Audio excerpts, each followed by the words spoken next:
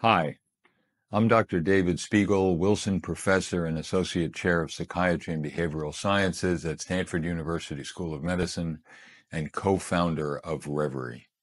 Clinical hypnosis is the use of this naturally occurring shift in consciousness to help people with problems like pain, stress, anxiety, insomnia, to quit smoking, to focus attention. It's a useful therapeutic tool.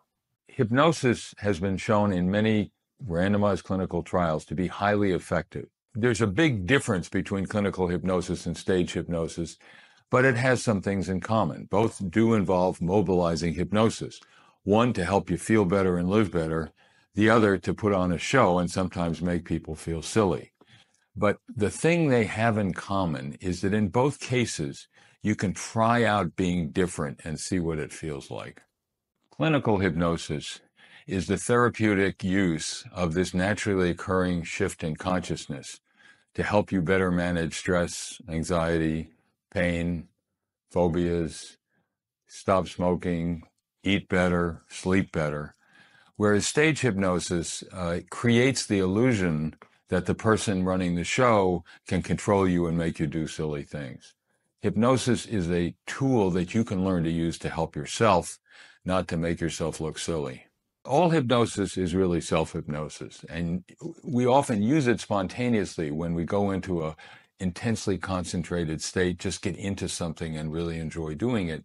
You can learn to mobilize and master hypnosis to focus better, to work better, to exercise better, to sleep better. You can use it to make your life better.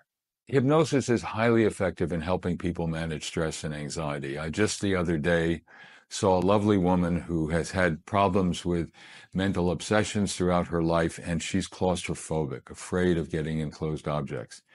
She has to get into a PET scanner to help her doctors treat a cancer that's been recently diagnosed, and she's deathly afraid of getting into it.